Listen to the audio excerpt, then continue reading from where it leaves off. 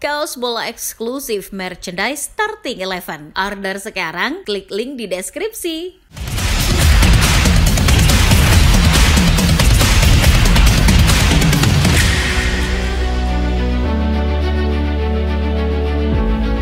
Bukan FIFA namanya kalau nggak pandai bikin geger.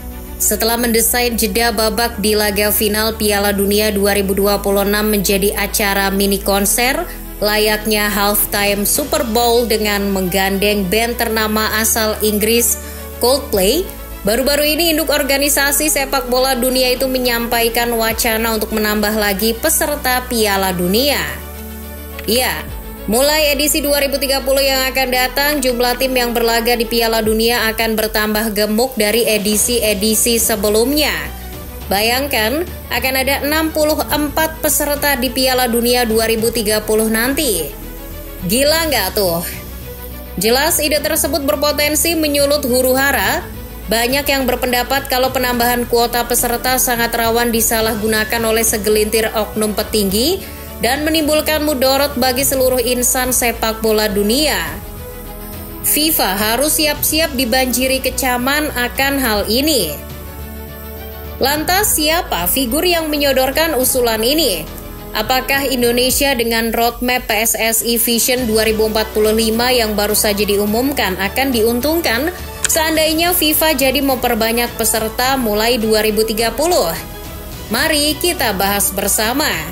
Namun sebelumnya, kalian bisa klik tombol subscribe dan nyalakan lonceng notifikasi agar tidak ketinggalan konten terbaru dari Starting 11. Melonjaknya peserta dari yang awalnya 32 menjadi 48 pada Piala Dunia 2026 sepertinya bukan yang terakhir. Menurut The Guardian, seorang juru bicara FIFA membenarkan bahwa internal mereka sedang menggodok rencana untuk menambah lagi jumlah peserta turnamen prestisius antar negara-negara di dunia.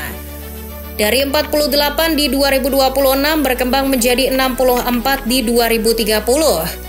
Jumlah tersebut setara dengan 1/4 dari keseluruhan anggota FIFA. Usulan ini muncul secara spontan dalam forum rapat Dewan FIFA secara virtual pada 5 Maret 2025. Dalang dibalik gagasan tersebut adalah Ignacio Alonso, anggota Dewan FIFA sekaligus Presiden Asosiasi Sepak Bola Uruguay. Ignacio diberitakan menyampaikan proposal yang sudah disiapkan dalam bahasa Inggris menjelang sesi penutup rapat Dewan. Alasan yang mendasari Ignacio kepikiran untuk menambahkan peserta adalah hajatan akbar Piala Dunia 2030 yang diadakan di 6 negara, termasuk Uruguay, menjadi momen perayaan Centenario alias 100 tahun Piala Dunia. Oleh karena itu, dengan jumlah tim yang lebih banyak dari 2026 akan memeriahkan jalannya turnamen. Sontak saja rencana Ignacio mengguncang seisi forum. 3 orang narasumber dari The Associated Press mengatakan bahwa anggota dewan lain yang hadir terlihat tercengang dan terdiam. Dalam keheningan forum, gagasan tersebut rupanya diterima oleh pimpinan rapat. Dalihnya karena FIFA memiliki kewajiban untuk mengkaji lebih intens setiap usulan dari salah satu anggota dewannya. Selang beberapa jam setelah rapat rampung, muncul pernyataan dari Presiden Gianni Infantino. Pria botak asal Swiss pengganti Sepp Blatter ini mengaku ia dan timnya setuju untuk mengeksplorasi gagasan tersebut lebih jauh.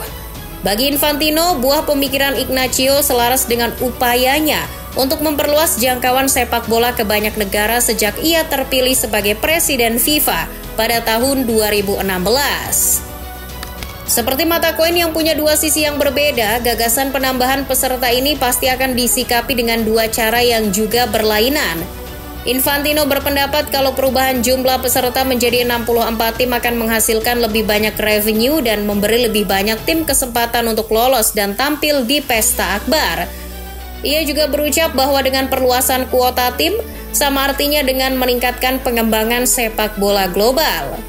Gagasan penambahan sepertinya akan disambut baik oleh pejabat Konfederasi AFC dari Asia, CIF dari Afrika, dan OFC dari Oseania. Pasalnya, ketiga zona itu dapat mengikutsertakan lebih banyak perwakilan di perlombaan Piala Dunia 2030. Sebagai contoh, untuk Piala Dunia 2026, kuota yang diterima AFC sebanyak 8 negara, CAF sebanyak 9 negara, dan OFC hanya 1 negara saja. Sekarang kita mulai ke sisi hitamnya. Pertama, meningkatnya jumlah tim yang dapat tiket ke putaran final membuat sistem kualifikasi menjadi tidak menarik, bahkan terancam tidak perlu diadakan. Seperti contoh yang dialami oleh CONMEBOL di Amerika Selatan. Saat ini CONMEBOL dapat jatah 6 negara yang lolos langsung ke Piala Dunia 2026. Dengan adanya penambahan jumlah tim di 2030, ke-10 peserta CONMEBOL dapat garansi untuk mejeng di event 4 tahunan. Terus kalau semuanya dapat slot, ngapain masih ada babak kualifikasi? Melansir dari Sky News, Kepala Eksekutif Asosiasi Sepak Bola Mark Bullingham mengatakan, memang masih banyak negara yang belum pernah tampil di Piala Dunia dan ingin sekali mendapatkan kesempatan berharga itu. Namun, FIFA perlu untuk mempertimbangkan lagi wacana penambahan itu agar turnamen berjalan dengan seimbang. Kedua, kalau kita bicara tentang Piala Dunia, pasti salah satu yang dibayangkan adalah negara yang menjadi tuan rumah. Khusus untuk edisi 2030, Spanyol, Portugal, dan Maroko akan bertindak sebagai tuan rumah bersama.